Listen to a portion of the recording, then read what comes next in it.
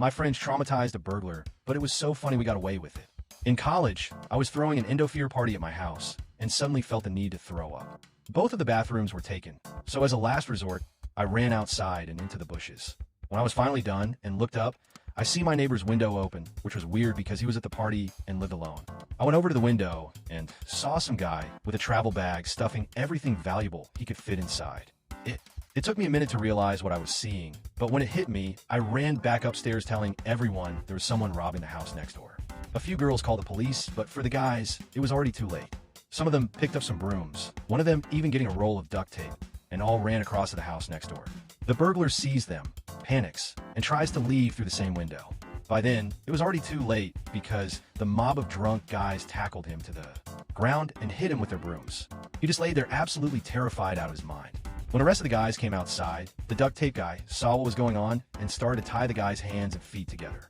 I have no idea why he just let it happen, because after someone brought a giant trash bag outside, and we fit his entire body inside of it.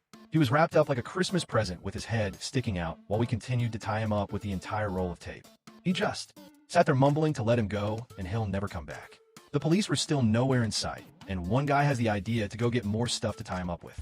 At this point, he already looked like a human caterpillar, but they left for the dollar store to get some rubber bands. 10 minutes later, they came back with no bands, but an entire rope. They weren't going to hurt him, so I went up to see if everyone else inside was all right and checked to see when the cops were coming.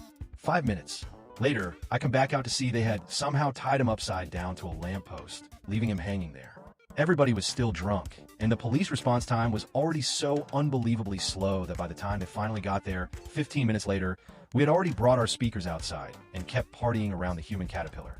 I think someone even offered him some beer, but he couldn't drink it upside down. A few of our neighbors came outside to tell us to turn the noise down, but after seeing the guy and having us explain who he was, they laughed and were just thankful we caught a burglar. The cops came and were desperately trying to seem serious about the whole situation, but we could see them hiding their smiles. They had been searching for this guy for a while and couldn't believe this was how they catch him. They weren't mad since we were all 18 and didn't hurt him. But the best part was they got him down and put him in their car and literally just drove off while keeping him in his caterpillar.